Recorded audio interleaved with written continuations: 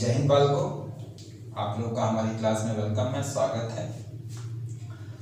आज जो हम लोग डिस्कस करेंगे वो आपके बफर सॉल्यूशन के सेकंड लेक्चर को डिस्कस करेंगे। एक लेक्चर हम लोगों ने दिया है जिसमें कि एसिडिक बफर तक डील किया था। आज मोस्टली हम लोग बेसिक बफर को डील करेंगे। उम्मीद करता हूँ कि इस कोरोना पेंडेमिक की कंडीशंस में आप लोग घर पर पढ़ रहे होंगे, चीज़ों को रिवाइज कर रहे होंगे, क्वेश्चंस बना रहे होंगे और जो डाउट है उन क्वेश्चंस को आप हमारे व्हाट्सएप के थ्रू या मैसेंजर के थ्रू या फेसबुक के थ्रू या यूट्यूब के थ्रू आप हमें सेंड कर रहे होंगे, जिसके आंसर आपको मिल रहे होंगे। दूसरी चीज़ ये है कि अगर आपको हमारे चैनल पसंद आ रहे हैं तो उसे शेयर करिए, सब्सक्राइब करिए एटलीस्ट, और अपने फ्रेंड्स लोगों को भी बताइए ताकि वो लोग भी इस चीज़ का लाभ उठा सकें। खैर, पुराने लेक्चर को थोड़ा सा हम लोग रिवाइज कर लें तो बात खुल करके सामने आ जाएगी। सबसे पहले हम लोगों ने कहा था कि बफर सॉल्यूशन, तो ऐसा सॉल्यूशन जो कि थोड़ा सा एसिड या बेस मिलाने पर जिसका पीएच चेंज नहीं होता या कंसिडरेबली चेंज नहीं होता, ऐसे सॉल्यूशन को हम लोग क्या कहते हैं? आपका बफर सॉल्यूशन कहते हैं। बफर सॉल्यूशन का आप लोगों में एक और भी नाम चलता है, एक नया नाम भी दिया जाता है, सॉल्यूशन ऑफ रिवर्स एसिडिटी और एल्कलिनिटी या बेसिसिटी। ये भी नाम हम लोग देते हैं, सॉल्यूशन ऑफ रिवर्स एसिडिटी और एल्कलिनिटी।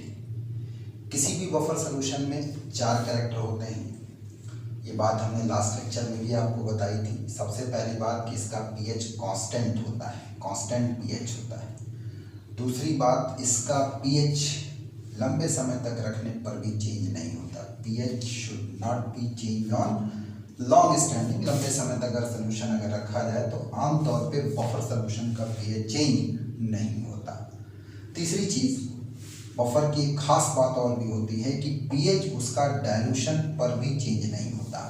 आप उसमें वाटर मिलाते हैं, डाइल्यूशन करते हैं तो उसका पीएच चेंज नहीं होता। एक बहुत बढ़िया एग्जांपल भी देख सकते हैं, आपका ब्लड है, बफर सॉल्यूशन होता है वो। आप लगातार पानी पीते रहते हैं, पानी आप निकालते भी रहते हैं, तो क्या उसके पीएच पे कोई फर्क पड़ता है? नहीं पड़ता। तो याद रखिएगा, बफर सॉल्यूशन का पीएच उसके डाइल्यूशन से चेंज नहीं होता। इसके बाद जो अगली चीज़ आती है वो ये कि पीएच जो होता है वो बहुत लार्ज अमाउंट में नहीं चेंज होगा, या आप ये कह सकते हैं कि should not change to any great extent on adding small amount of acid और बेस। अगर थोड़ा सा एसिड या थोड़ा सा बेस अगर इसमें मिलाया जाए तो इसमें पीएच बहुत ज़्यादा चेंज नहीं होता। तो बफर सॉल्यूशन के बारे में हम लोगों ने 4 बातें अपने दिमाग में बैठा रखी है। सबसे पहली बात कि इसका पीएच कांस्टेंट रहता है। दूसरी बात, लंबे समय तक रखने पर इसका पीएच चेंज नहीं होता। तीसरी बात, डाइल्यूशन करने पर इसका पीएच चेंज नहीं होता। और चौथी बात, इसमें अगर थोड़ा एसिड या बेस मिला है तो भी इसके पीएच में बहुत ज़्यादा चेंज नहीं होता। तो ये 4 बातें हम लोगों ने अपने दिमाग में रख रखी। इसके बाद आया था कि पीएच कैसे नहीं चेंज होता है। किसी बफर सॉल्यूशन में एसिड या बेस मिलाते हैं तो उसका पीएच कैसे नहीं चेंज होता। तो मैंने बताया था कि जब कभी भी किसी बफर सॉल्यूशन में थोड़ा सा एसिड आप ऐड करते हैं तो एसिड के ऐड करने पर बफर का जो एनायन वाला पार्ट होता है या बेस वाला पार्ट होता है वो एडेड H+ आयन के अगेंस्ट में काम करता है और उसे सॉल्यूशन में पढ़ने नहीं देता। लेकिन अगर यही आप कोई बेस ऐड करते हैं, OH आयन को ऐड करते हैं, तो ऐसी स्थिति में बफर का जो कैटायनिक पार्ट होता है या आप कह लीजिए कि जो एसिडिक पार्ट होता है वो एडेड OH आयन के अगेंस्ट में काम करता है, जिसके फलस्वरूप उसका OH आयन कंसंट्रेशन चेंज नहीं होता, जिस पर कि पीएच चेंज नहीं होता। भाई पीएच तभी ना चेंज होगा जबकि H आयन या OH आयन कंसंट्रेशन बदले, लेकिन जब ना H आयन बदल रहा है ना OH आयन कंसंट्रेशन बदल रहा है तो पीएच कैसे बदलेगा? इस बात को हम लोगों ने इस बफर एक्शन में भी दिखाया हुआ है। तो जैसे ये एसिडिक बफर का एक एग्जांपल लिया है हमने, तो इसमें ये वीक एसिड है और साथ में इसका जो ये एनायनिक पार्ट है। तो जो एनायनिक पार्ट होता है वो बेस के तरीके काम करता है। तो अब देखिए, अगर आप इस सॉल्यूशन में बेस को ऐड कर रहे हैं, OH आयन को ऐड कर रहे हैं, तो ऐसी स्थिति में एसिड वाला पार्ट OH आयन के साथ रिएक्ट करके इस सॉल्ट में कन्वर्ट हो जाएगा और साथ में वाटर बनाएगा। तो वाटर वीक इलेक्ट्रोलाइट होता है, वो पलट करके नहीं देगा और इसके बनने से पीएच पे कोई फर्क नहीं पड़ रहा है। तो आप देख रहे हैं कि जो बेस आप ऐड कर रहे हैं उसके अगेंस्ट में एसिड वाला पार्ट काम कर रहा है। इसी तरीके से अगर आप एसिड ऐड कर रहे हैं तो एसिड के ऐड करने पर जो बेस वाला पार्ट है, जो एनायन वाला पार्ट है, वो इसके अगेंस्ट में काम कर रहा है और वीक एसिड बना रहा है, जो कि पलट करके इसको नहीं देगा। तो मीडियम में ना तो एच आयन बढ़ा ना OH आयन बढ़ा, इसलिए सॉल्यूशन का pH चेंज नहीं हुआ। बाद में हम लोगों ने ये पढ़ा था कि बफर सॉल्यूशन दो प्रकार का होता है, एक सिंपल बफर और दूसरा जो होता है मिक्स्ड बफर। तो सिंपल बफर जो होता है वो बफर है जो कि सॉल्ट से बनता है, वीक एसिड और वीक बेस का, और इसका pH लगभग फिक्स होता है, जो कि उसके K और Kb की वैल्यू से निकाला जाता है। और हमने इसको डिराइव करके बताया था कि इसका जो pH आएगा, सिंपल बफर का जो pH आएगा वो 7 + ½ टाइम pKa माइनस ½ टाइम क्या आपका pKb। क्लियर है? तो इससे हम सिंपल बफर का pH निकाल लेते हैं। अब अगला आया था अपना मिक्स बफर। तो मिक्स बफर के लिए हमने आपसे ये कहा था कि मिक्स बफर दो प्रकार का होगा, एक एसिडिक और एक क्या आपका बेसिक। हम पीछे वाला पार्ट रिवाइज कर रहे हैं। तो एसिडिक बफर जो है वो क्या है, ये पेयर है वीक एसिड का और साथ में इसी एसिड का सॉल्ट किसके साथ आपका स्ट्रॉन्ग बेस के साथ। या हमने कहा था कि एसिडिक बफर एक मिक्सचर है, किसका किसका मिक्सचर, वीक एसिड का और इसी वीक एसिड के कॉन्जुगेट एनायन का, कॉन्जुगेट आयन का। तो एक कंपोजिशन किसका काम करता है, आपका एसिडिक बफर का काम करता है। और बाद में हम लोगों ने इस एसिडिक बफर का pH निकालने का फॉर्मूला भी सीखा था, किस इक्वेशन के थ्रू, हेंडरसन इक्वेशन के through. pH = pKa + log base 10 milliequivalent of salt बटे मिलीक्वलेंट ऑफ एसिड, या इसी को नॉर्मेलिटी के रेशियो में रखिए, मोलरिटी के रेशियो में रखिए, क्योंकि पर्टिकुलर ये मिलीक्वलेंट सेम सॉल्यूशन में मौजूद होंगे, एसिड और किसके, आपका बेस के। तो नॉर्मेलिटी का रेशियो रख लीजिए, मोलरिटी का रेशियो रख लीजिए, कोई फर्क हमको नहीं पड़ेगा किस पर, आपका pH पर। चलते चलते कुछ बातें और भी हुई थी जिसको हमने वेरी इंपॉर्टेंट नोट में भी बताया था कि अगर किसी एसिडिक बफर सॉल्यूशन में आप सॉल्ट का इक्विवेलेंट बढ़ाते हैं, कंसंट्रेशन बढ़ाते हैं, मोलरिटी नॉर्मेलिटी बढ़ाते हैं, तो ऐसी स्थिति में सॉल्यूशन का pH बढ़ेगा। इसके बढ़ाने पर सॉल्यूशन का pH बढ़ेगा। लेकिन अगर आप यही एसिड, वीक एसिड का कंसंट्रेशन या मिलीक्वलेंट बढ़ाते हैं तो ऐसी स्थिति में pH क्या करेगा, आपका घटेगा, pH घटेगा। और लास्ट पॉइंट हमने इसमें एक बात और भी बताया था कि अगर बाई चांस कभी आप न्यूट्रलाइजेशन करा रहे हैं वीक एसिड और स्ट्रॉन्ग बेस का, तो ऐसी स्थिति में जो मिलीक्वलेंट है वीक एसिड का अगर ज़्यादा है किससे, मिलीक्वलेंट ऑफ स्ट्रॉन्ग बेस से, तो ये प्रॉब्लम किस में जाएगी, आपका एसिडिक बफर में जाएगी। इसी मिलीक्वलेंट को आपने N1V1 के टर्म में भी जानते हैं। तो N1V1 अगर एसिड का, N2V2 अगर स्ट्रॉन्ग बेस से ज़्यादा है तो प्रॉब्लम किस में है, आपका बफर में है। और एसिडिक बफर के फॉर्मूले से ये सवाल हम लोग क्या करेंगे, आपका सॉल्व करेंगे। तो ये सारी बातें हमारी लास्ट लेक्चर पे हुई थी, लेकिन आज इसमें हम लोग बेसिकली जिसको डील करने जा रहे हैं वो क्या है, आपका बेसिक बफर सॉल्यूशन। हम किसको डील करेंगे, बेसिक बफर सॉल्यूशन को डील करेंगे। तो हम लोग आज सेकंड पार्ट की बात करेंगे बफर सॉल्यूशन में, और इसमें हम लोग बेसिकली डील करेंगे मिक्स्ड बेसिक बफर सॉल्यूशन। तो यार मिक्स का मतलब कम से कम दो चीज़ें हैं। बेसिक का मतलब जो pH है इस सॉल्यूशन का वो 7 से ज़्यादा होगा, और बफर का मतलब ये रहा वो सॉल्यूशन जिसका pH थोड़ा सा एसिड या बेस मिलाने पर चेंज नहीं होगा। तो ऐसे सॉल्यूशन को हम लोग मिक्स्ड बेसिक बफर सॉल्यूशन कहेंगे। तो मिक्स्ड बेसिक बफर सॉल्यूशन में मेनली हम लोग वीक बेस लेते हैं और सॉल्ट लेते हैं। किसका सॉल्ट, इसी वीक बेस का, किसके साथ, स्ट्रॉन्ग एसिड के साथ। या यूं कहें कि इस वीक बेस का जो कॉन्जुगेट आयन है वो भी चलेगा। जैसे एग्जाम्पल के तौर पे हमने ले लिया अमोनियम हाइड्रोक्साइड और साथ में लिया अमोनियम क्लोराइड। इसी तरीके से हम लोग ले सकते हैं एल्किल अमोनियम हाइड्रोक्साइड, ये एल्किल अमोनियम क्लोराइड, चलेगा। तो ये बहुत अच्छा एग्जाम्पल है किसका, आपका मिक्स्ड बेसिक बफर सॉल्यूशन का। अब ये कैसे काम करेगा, ये एसिड के मिलाने पर क्यों नहीं पीएच में चेंज होने देगा, बेस के मिलाने पर क्यों नहीं पीएच में चेंज होने देगा। तो इसका फंडा सिंपल सा है।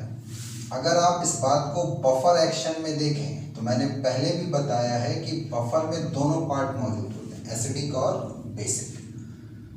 तो जब हम एसिड को मिलाते हैं तो बफर में मौजूद जो बेसिक पार्ट होता है वो अगेंस्ट में काम करता है, एनायनिक पार्ट या बेसिक पार्ट काम करता है। और अगर हम एसिड मिलाते हैं, अगर हम एसिड मिलाते हैं तो बफर में मौजूद जो एनायनिक पार्ट है और बेसिक पार्ट है वो काम करता है। और अगर हम बेस मिलाते हैं तो बफर में मौजूद जो एसिडिक पार्ट है और कैटायनिक पार्ट है वो काम करता है। लेकिन ये दोनों पार्ट इस तरीके से काम करते हैं कि नेट सोल्यूशन में नेट एच आयन और ओ एच आयन का कंसंट्रेशन चेंज नहीं होता।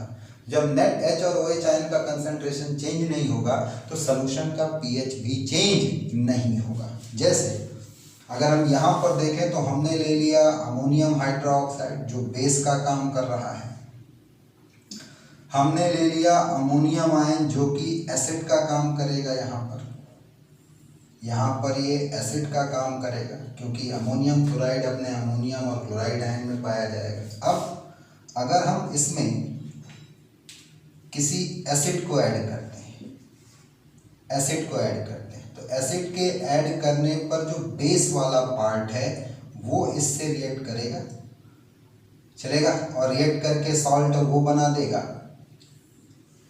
ठीक है, सॉल्ट और आपका वाटर बनाएगा। चूंकि वाटर वीक इलेक्ट्रोलाइट है तो ये वापस लौट करके फिर H प्लस आयन नहीं देगा।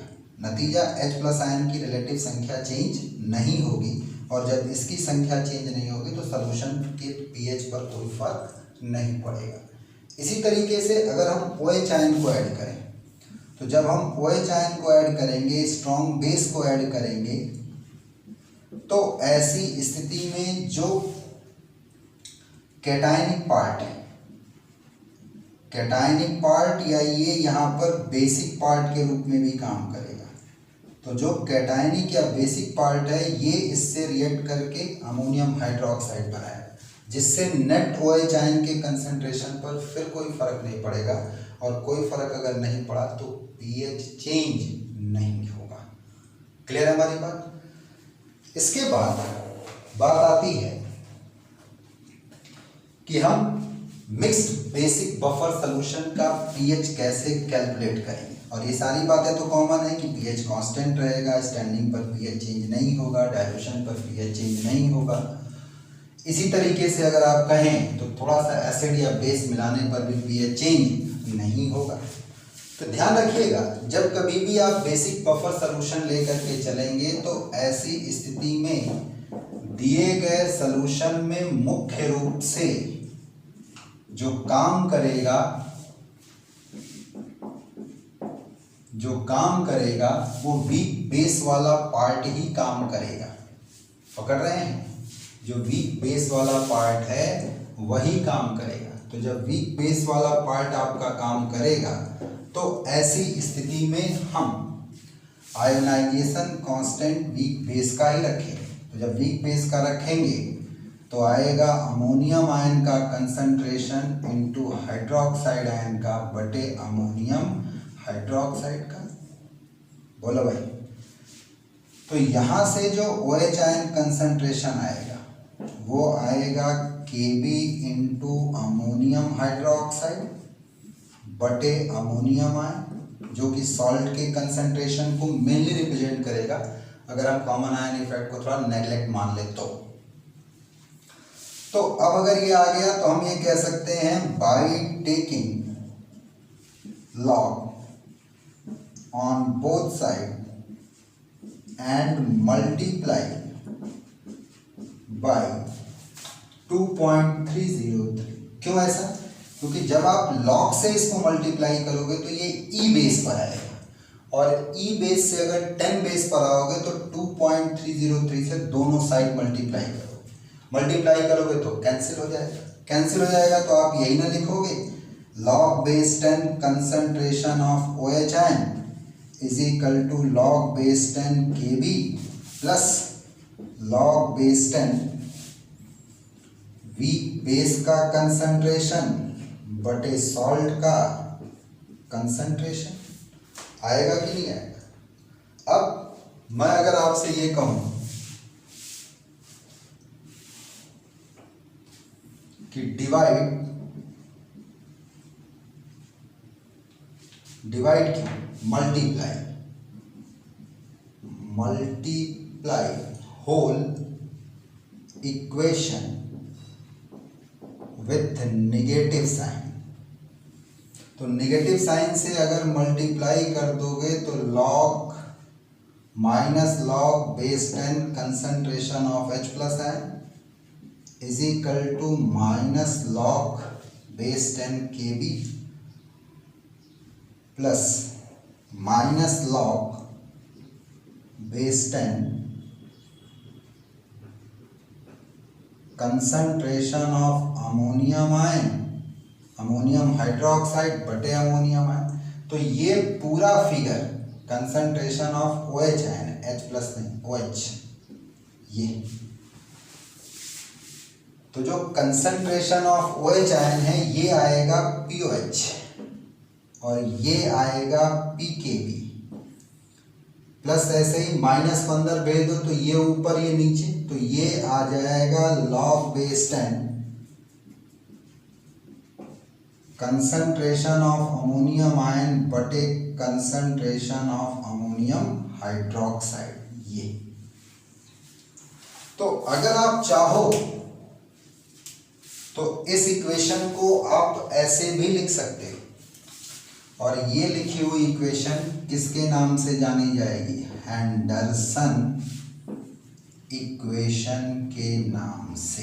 क्या कि POH is equal to PKB plus log base 10। तो ये जो कंसंट्रेशन रेशियो है ये नॉर्मेलिटी रेशियो होगा या मोलरिटी रेशियो होगा अगर सेम सोल्यूशन में है तो, या फिर तुम इसे मिली इक्विवेलेंट के टर्म में रख सकते हो, नंबर ऑफ इक्विवेलेंट के टर्म में रख सकते हो।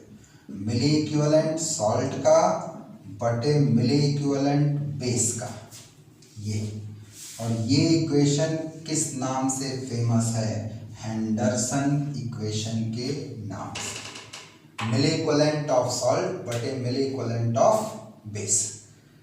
लेकिन ध्यान दीजिए, आप बेसिक बफर सॉल्यूशन का pH निकालने नहीं आए थे, pH निकालने आए। तो मैंने पहले भी कहा है कि किसी भी बेसिक सॉल्यूशन का जो pH है वो पहले pOH निकाल के आता है। तो यहाँ अगर pH निकालना है तो पहले pOH निकालिए और फिर pH equal to 14 minus pOH करेंगे तो आपको बेसिक बफर सॉल्यूशन का pH मिल जाएगा। बोलो भाई, कर सकते हो कि नहीं? और इक्विवेलेंट और मिली इक्विवेलेंट निकालना तो मैंने सिखा ही रखा है आप। तो जब आपको ये चीज क्लियर है कि इस तरीके से pH आ जाएगा तो यहां पर हम लोग कुछ 2-3 बातें सीख लेते हैं। क्या क्या बातें अब यहां पे हम लोग सीख लेंगे? सबसे पहली बात कि यदि बेसिक बफर सॉल्यूशन है, इसको हम लोग नोट में पढ़ सकते हैं कि अगर बेसिक बफर सॉल्यूशन है, ठीक, तो बेसिक बफर सॉल्यूशन में यदि तुम कंसंट्रेशन सॉल्ट का बढ़ाते हो या मिली इक्विवेलेंट को बढ़ाते हो तो ध्यान देना इसका pOH बढ़ेगा तो सॉल्यूशन का pH घटेगा। इसी तरीके से अगर आपने बेस का कंसंट्रेशन बढ़ाया तो pOH घटेगा और pOH घटेगा तो ऐसे बेसिक बफर सॉल्यूशन का pH बढ़ेगा। ये बताइए क्या फर्क पड़ेगा अगर डाइल्यूशन कर दे तो? नो फर्क, pH उसका चेंज नहीं होता। पहले भी कह चुका हूं, ये बफर का बेसिक कैरेक्टर है ये। इसी तरीके से अगर मान लीजिए आप वीक बेस और स्ट्रॉन्ग एसिड के साथ न्यूट्रलाइजेशन करा रहे हैं तो याद रहे ये प्रॉब्लम बफर में तब जाएगी जब मिलिक्वलेंट किसका, वीक बेस का ज़्यादा है मिलिक्वलेंट किससे, स्ट्रॉन्ग एसिड से। यानी इसका N1V1 इज ग्रेटर देन इसके N2V2 से, या जिस टर्म में भी आप मिलिक्वलेंट या इक्विवेलेंट को लिख रहे हो उस टर्म में आप देखेंगे कि अगर न्यूट्रलाइजेशन के दौरान वीक बेस का नंबर ऑफ इक्विवेलेंट या मिलिक्वलेंट स्ट्रॉन्ग एसिड से ज़्यादा है तो ऐसी स्थिति में सवाल ही किस में जाएगा, आपका बफर की कैलकुलेशन में जाएगा। और किस इक्वेशन से कैलकुलेट होगा, हेंडरसन इक्वेशन से कैलकुलेट होगा। पहले पीएच आएगा और फिर 14 में से घटा के क्या आएगा, आपका पीएच आएगा। चलिए चौथा और सबसे इंपॉर्टेंट नोट ये आता है, एक टर्म आता है इसमें पीओएच रेंज। पीओएच रेंज एक टर्म आता है। तो बेसिक बफर का जो पीओएच रेंज होता है ये पीकेबी ±1 के बराबर आता है। यहाँ पर मैक्सिमम पीओएच और मिनिमम पीओएच ये दोनों ही आते हैं। कब आएगा, मैक्सिमम पीओएच तब आता है जब सॉल्ट और बेस का रेशियो 10:1 है तो मैक्सिमम आता है। और यही मिनिमम कब आता है, जब सॉल्ट और बेस का रेशियो 1:10 होता है। अच्छा, तो यहां से अगर आप देखोगे तो मैक्सिमम पीओएच कितना निकल करके आएगा, ये मैक्सिमम पीओएच PKB+1 आएगा। और यहाँ से मिनिमम पीओएच कितना आएगा, मिनिमम पीओएच कितना आएगा, PKB-1 आएगा। क्लियर है हमारी बात।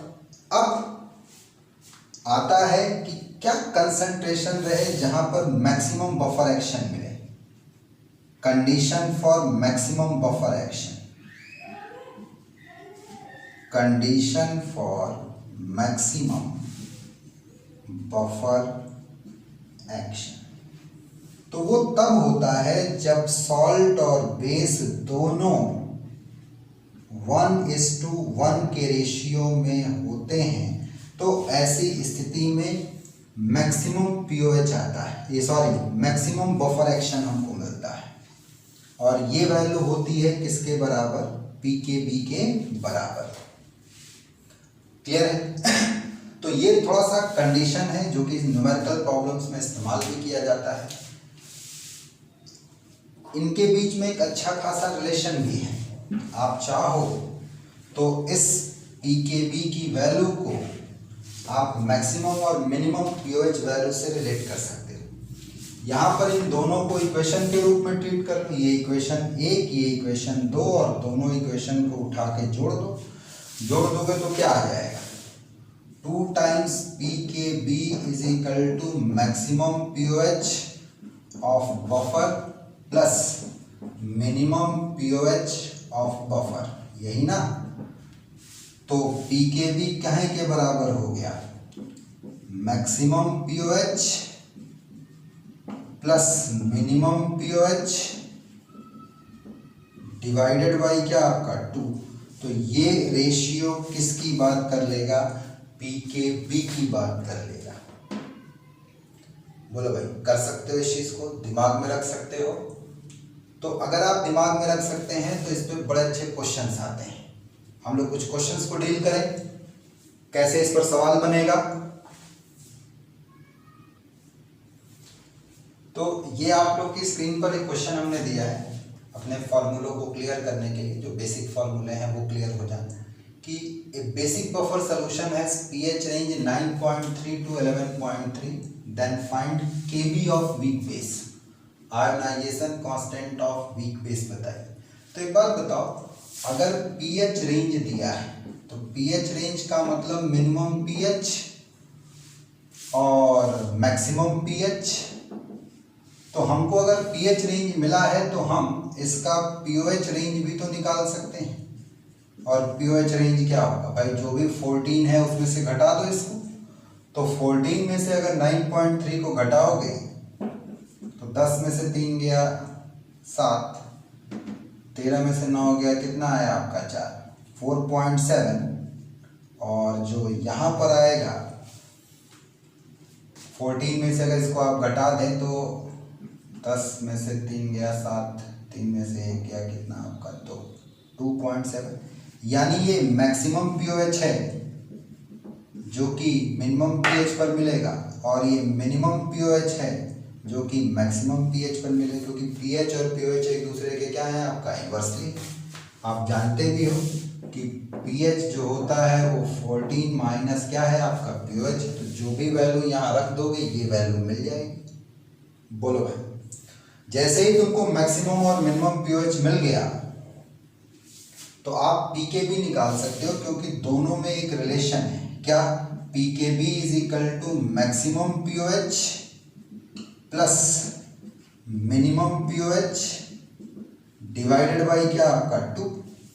तो ये बताओ मैक्सिमम पीओएच कितना है हमारे पास में 4.7, मिनिमम पीओएच कितना है 2.7 बटे 2, यानी 7 7 14 1, 4 2 6 1 7 बटे 2। तो इसको अगर आप सॉल्व कर लो तो 2 3 6, 2 सत्ते 14 आएगा, तो 3.7 आ गया। तो पीकेबी आ गया। आपसे पीकेबी नहीं पूछा है बल्कि केबी पूछा है। तो पीकेबी से केबी कैसे निकालोगे आप? आपके पास में रास्ता है, ऐसे रास्ता है कि भाई पीकेबी जो होता है वो माइनस लॉग बेस 10 क्या आपका केबी। तो यहां से अगर हम 3.7 रख दें तो माइनस लॉग बेस 10 केबी, तो ये जो लॉग बेस 10 केबी है ये माइनस 3.7 आएगा। बोलो, अब anti log low by taking anti log. तो अगर आप एंटी लॉग लोगे तो इसका एंटी लॉग तो केबी और इसका एंटी लॉग आएगा 10 की पावर माइनस 3.7, जिसको सॉल्व करने के लिए मैंने बताया था कि आप नेक्स्ट हायर नंबर को चूज कर लेते हैं। और नेक्स्ट कंप्लीट नंबर कितना है 4, 4 में से 3.7 को घटा तो कितना आ गया 0.3। तो ये 3.7 में माइनस 0.3 करिए और प्लस 0.3 करिए, तो ये -4 प्लस 0.3। तो यहाँ से इसका एंटी लॉग आएगा 10 टू द पावर -4, ये मल्टीप्लाई में, और 0.3 का एंटी लॉग मैंने लिखा रखा है। बोलो भाई, तो 0.3 का एंटी लॉग अगर लिखा रखा है तो उस वैल्यू को आप अगर पुट कर दो करीब करीब यहाँ पर, तो आपको केबी का वैल्यू मिल जाएगा कि नहीं मिल जाएगा। और एग्जैक्ट वैल्यू उसके लिए 0.3 का एंटी लॉग दिया होगा, तो पुट करके नहीं निकाल सकते क्या? बोलो, बड़ा इजी क्वेश्चन था। क्वेश्चन इजी जरूर था लेकिन बच्चे इसको सॉल्व नहीं कर पाते दो वजहों से। पहला तो इस पीएच रेंज को ये पीओएच रेंज में बदलने से चूक जाते हैं, और दूसरा अगर ये पीकेबी पा भी गए तो ये एंटी लॉग वाला कंसेप्ट, तो ये दोनों कंसेप्ट अगर क्लियर है तभी ये क्वेश्चन निकल पाएगा, अदरवाइज आप उलझ जाओगे। चलिए एक और क्वेश्चन देखते हैं। चलिए एक क्वेश्चन ये भी है आपकी स्क्रीन पर कि what will be the pH of ammonium hydroxide solution if it is neutralised by HCl up to the extent of. 3 condition में आपको पीएच निकालना है, जब 50% न्यूट्रलाइजेशन हो, 75% हो, 90% हो। तो चलिए मैं एक बता देता हूँ, इससे आप बाकी दोनों पकड़ लेंगे। तो एक बात बताओ, जब अमोनियम हाइड्रोक्साइड को आप HCl से टाइट्रेट कर रहे हैं तो टाइट्रेशन की लैंग्वेज, रिएक्शन की लैंग्वेज मिलीक्वलेंट की होगी। 75% टाइट्रेट करने का क्या मतलब है? मतलब ये कि अगर इसके 100 मिलीक्वलेंट हैं तो आपने HCl के 75 मिलीक्वलेंट ऐड की, तभी तो इसके 75 इसके 75 से रिएक्ट करेंगे। तो अब जो बनेगा प्रोडक्ट जरा ध्यान दें आप, अमोनियम क्लोराइड और बन गया आपका वाटर। तो यहां पर आप देख रहे हैं कि वीक बेस के मिलीक्वलेंट स्ट्रॉन्ग एसिड से ज्यादा है। तो ऐसी स्थिति में ये जो पूरा सॉल्यूशन बना है ये कैसा सॉल्यूशन है? Basic buffer solution. अब होगा क्या कि इसके 75 मिली इक्विवेलेंट चूंकि कम है इन दोनों में तो लिमिटिंग रिएक्टेंट का काम करेगा, तो ये पूरा खत्म हो जाएगा और इसके 75 से रिएक्ट करेंगे। तो जब इसके 75 से रिएक्ट करेंगे तो इसके 25 बचेंगे और इसके 75 बनेंगे। तो सॉल्यूशन में दो चीजें बच गई, एक वीक बेस और एक इसका सॉल्ट। तो वीक बेस का काम करेगा और सॉल्ट एसिड का काम करेगा, यानी दोनों पेयर एक साथ मिलकर के बफर बनाते हैं। और कैसा बफर बनेगा? मिक्स्ड बेसिक बफर सॉल्यूशन, क्योंकि बचा हुआ यहाँ पर वीक बेस है। और सॉल्यूशन का पीएच 7 से क्या आएगा आपका? ज्यादा आएगा। निकालते हैं। तो यहाँ पे अब ये क्लियर हो गया कि अगर ये मिक्स्ड बेसिक बफर सॉल्यूशन है, मिक्स्ड बेसिक बफर सॉल्यूशन अगर ये है तो हम इसके पीएच के लिए किस इक्वेशन का इस्तेमाल करेंगे बालको? हेंडरसन इक्वेशन का। और हेंडरसन की इक्वेशन ये कहती है कि पहले बेसिक बफर में पीओएच कैलकुलेट होता है, pH equal to pKb log base 10 milli equivalent of salt बटे मिली इक्विवेलेंट ऑफ बेस जो कि सॉल्यूशन में बचे हैं। तो कितने सॉल्ट में बने? 75 और कितने बेस के बचे हैं? 25। हाँ, मैंने आपसे बता रखा है कि अमोनियम हाइड्रोक्साइड के लिए अगर Kb सवाल में न दिया हो तो 1.8 इंटू 10⁻⁻5 या pKb अगर रखना हो तो 4.74 रख लेना। तो एक बात बताओ, 25 तिहाई 75, तो पीओएच जो तुम्हारा आएगा 4.74 प्लस log 3 का वैल्यू 0.48।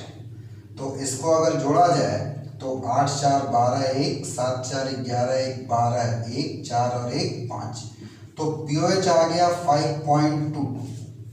हमें तो इसका पीएच निकालना है और अगर हमको इसका पीएच बताना है तो पीएच जो होता है वो 14 माइनस पीओएच होता है।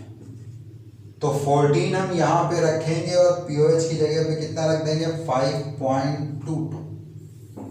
तो 10 में से 2 गया 8, 9 में से 2 गया 7, 13 में से 5 गया कितना? 8। तो 8.78 के आसपास आपका इस सॉल्यूशन का पीएच आएगा, जो कि बेसिक रेंज में आता है, इसीलिए बेसिक बफर सॉल्यूशन। तो एक बात बताओ, अगर तुम 75% वाला कर सकते हो तो सिमिलर कैलकुलेशन क्या 90% और 50% के लिए नहीं हो जाएगी? बोलो, कर लोगे? तो बाकी की दोनों पार्ट आपको होमवर्क के लिए लगा करके आप आंसर हमको मैसेज करिए कि क्या आंसर आपका आ रहा है।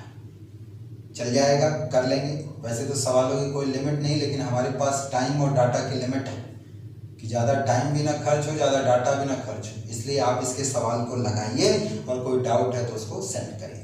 अब हम लोग देखेंगे इसमें लास्ट टॉपिक, बफर कैपेसिटी। ये क्या चीज़ होती है? बफर कैपेसिटी क्या चीज़ होती है? तो हम लोग बात करने जा रहे हैं बफर कैपेसिटी की। इसको हम लोग फाई से भी डिनोट करते हैं लैब में। एक्चुअल में बफर कैपेसिटी किसी बफर की वो क्षमता होती है जो कि अपने पीएच में होने वाले चेंज का विरोध करता है एडेड एसिड या बेस के अगेंस्ट में। चलेगा? तो एडेड एसिड या बेस के अगेंस्ट में जो भी जितनी भी रेजिस्टेंट पावर होती है किसी बफर सॉल्यूशन की, उसी को हम लोग उसका बफर कैपेसिटी कहते हैं। मैंने लिखा भी इस बात को कि it is the property of a buffer solution to resist change in its pH value. By formula अगर हमको क्वेश्चन बनाना है बफर कैपेसिटी का, तो हम लोगों ने फॉर्मूला भी बना रखा है कि रेशियो है number of moles of added acid और बेस का पर लीटर या 1 लीटर बफर सॉल्यूशन में डिवाइडेड बाय चेंज इन क्या आपका पीएच। पीएच में होने वाला चेंज, इस रेशियो को हम लोगों ने बफर कैपेसिटी कहा है। बाद में हमने कुछ पॉइंट्स यहाँ पे दिए हैं कि बफर कैपेसिटी अगर ज़्यादा है तो ऐसा बफर जो है वो बेटर माना जाएगा। अगर आप चाहते हैं किसी बफर सॉल्यूशन की बफर कैपेसिटी मैक्सिमम रहे तो उस मिक्स बफर में सॉल्ट और एसिड या सॉल्ट और बेस का जो रेशियो है ये 1:1 का होना चाहिए, चाहे इक्विवेलेंट का हो, मिली इक्विवेलेंट का हो, कंसंट्रेशन का हो।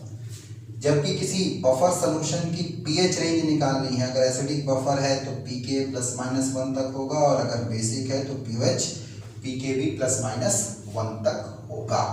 चल जाएगा, उम्मीद है आप लोग अब बफर कैपेसिटी का भी क्वेश्चंस गलत नहीं करेंगे। चलिए एक क्वेश्चन इसका कर लेते हैं, न्यूमेरिकल प्रॉब्लम कर लेते हैं।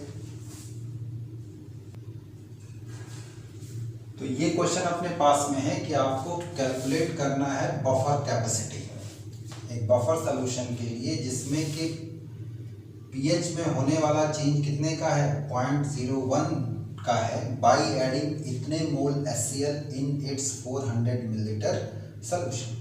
अगर इसके इतने मिलीलीटर सॉल्यूशन में हम इतना ऐड करते हैं तो होने वाला चेंज इतने का है। चलेगा, तो आपको इसकी बफर कैपेसिटी बतानी। तो बफर कैपेसिटी क्या निकल करके आएगा, तो बफर कैपेसिटी है आपका टोटल, या आप कहेंगे एडेड मोल्स ऑफ एसिड पर लीटर बटे चेंज इन पीएच। तो ऐसा सवाल अगर आपको बताना है तो आप क्या करिए कि यहाँ पर रेशियो ले लीजिए, number of moles of added acid या बेस बटे वॉल्यूम ऑफ सॉल्यूशन, किसमें, लीटर में, गुणे चेंज इन पीएच ऐसे।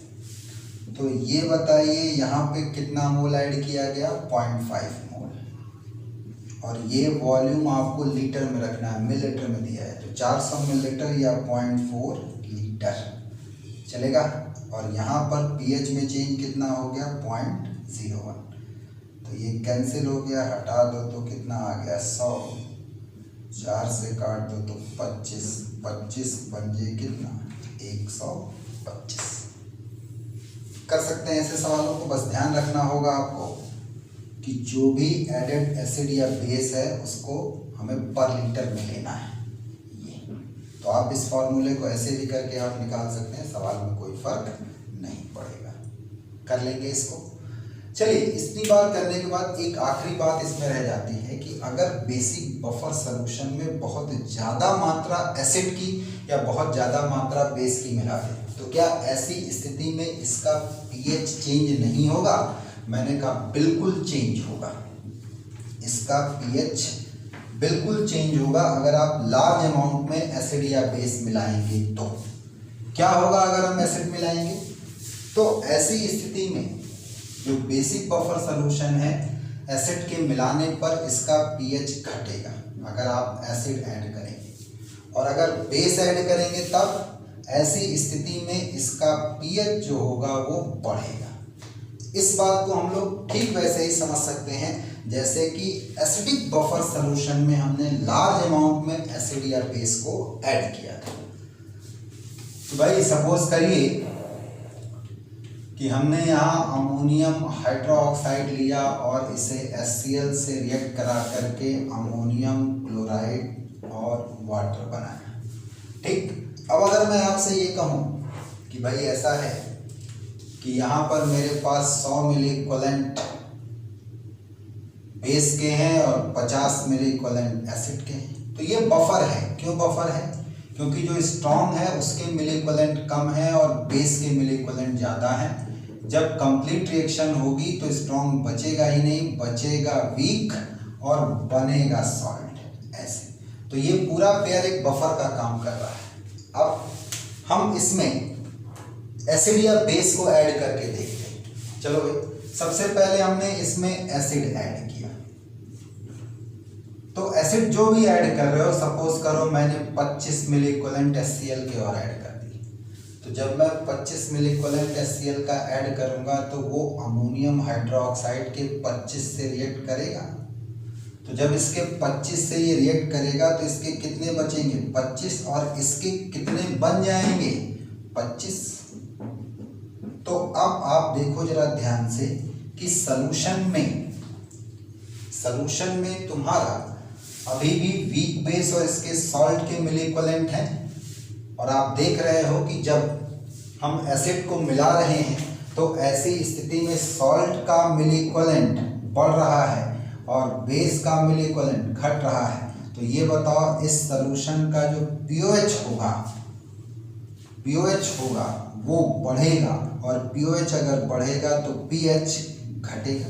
तो मैंने कुछ गलत तो नहीं कहा था कि बेसिक बफर सॉल्यूशन में यदि आप एसिड मिलाएंगे तो पीएच घटेगा। इसी चीज को हम बेस ऐड करके भी चेक कर सकते हैं, बेस ऐड करके भी चेक कर सकते हैं। कैसे भाई, बेस ऐड करके कैसे चेक कर सकते हैं? चलिए, हमने अब कहा कि भाई हम HCl नहीं बल्कि NaOH के 25 मिली इक्विवेलेंट मिला रहे हैं। तो 25 मिली इक्विवेलेंट अगर आप मिला रहे हो तो ये बेस है, तो ये सॉल्ट यहाँ पर इस बेस के लिए एसिड का काम करेगा, और जब एसिड का काम करेगा तो ये इसके 25 मिली इक्विवेलेंट से रिएक्ट कर जाएगा। तो 25 से रिएक्ट कर जाएगा तो इसके 25 बनाएगा भी। तो ध्यान दीजिए, अब बेस के मिली इक्विवेलेंट ये जो सॉल्ट है उसके घट जाएंगे और बेस के क्या करेंगे, बढ़ जाएंगे। तो आप देख सकते हो कि कंसंट्रेशन सॉल्ट का घट रहा है और बेस का बढ़ रहा है। तो पीओएच घटेगा तो पीएच बढ़ेगा, क्योंकि हेंडरसन-हेज़लबैच इक्वेशन में पीओएच था pKb plus log base 10 concentration of salt बटे बेस, और पीएच था POH 14 माइनस POH था कि नहीं था। तब हमने क्या सीखा इस एग्जाम्पल से? क्या सीखा इस एग्जाम्पल से? ये सीखा कि अगर किसी बफर सॉल्यूशन में, बेसिक बफर सॉल्यूशन में अगर हम एसिड को ऐड करते हैं तो बेस के मिली इक्विवेलेंट घटते हैं और सॉल्ट के बढ़ते हैं। जितने बेस के घटते हैं उतने ही सॉल्ट के बढ़ते हैं। लेट अगर मैं ये मान लूं small a milli equivalent of acid is added in basic buffer solution, तो what about the pOH, final pOH? pKb plus log base 10 milli equivalent salt का बटे मिली इक्विवेलेंट बेस का। तो एसिड ऐड किया है, बोलो भाई। तो जब आप एसिड को ऐड करोगे तो बेस में से ये घटेगा और सॉल्ट में उतना ही बढ़ेगा, तो फाइनल पीओएच मिल जाएगा। तो फाइनल पीएच निकाल सकते हो 14 माइनस फाइनल पीओएच। बोलो भाई, कर लोगे कि नहीं? लेकिन ये इक्वेशन कब काम करेगी? जब लार्ज अमाउंट में आपने इसमें बेस ऐड कर दिया। इसी तरीके से अब अगर मैं कहूं कि नहीं, आप लोगों ने लिख लिया होगा, अब मैं कहूं नहीं, इसमें आप बेस एसिड की जगह पे बेस ऐड करें। लेट हमने फिर मान लिया कि स्मॉल बी, सेकंड सिचुएशन है ये, let small B milli equivalent of base is added, base is added in basic buffer solution. तब जब बेस में बेस मिलाओगे तो यहां पर बेस में ये ऐड होगा, जबकि सॉल्ट में ये घटेगा। क्लियर है हमारी बात? तो इस तरीके से फाइनल पीओएच आ जाएगा, और फाइनल पीएच निकालना है तो 14 माइनस फाइनल पीओएच कर दो। बेस वाली सिचुएशन में भी आपको पीओएच और पीएच की वैल्यू मिल जाएगी। तो आपने देखा किस तरीके से हम लोग बफर सॉल्यूशन का इस्तेमाल करते हैं, कैसे इसके फॉर्मूले डिराइव करते हैं। उम्मीद करता हूं कि आपको हमारे लेक्चर पसंद आए होंगे। आप अब न्यूमेरिकल और जो कंसेप्चुअल प्रॉब्लम्स हैं, डिफरेंट गाइड की, डिफरेंट स्टडी मटेरियल्स की, डिफरेंट कोचिंग इंस्टीट्यूट के मटेरियल्स की, तो आप उनको सॉल्व करिए और जो क्वेश्चन नहीं आ रहा है उसको आप पूछ सकते हैं। चलेगा? उम्मीद करता हूँ बाल को एंजॉय कर रहे होगे। इस समय टाइम मिला है, इसको प्रिपरेशन में यूटिलाइज करिए, पॉजिटिवली देखिए और अपने को पॉजिटिव रखिए। जय हिंद।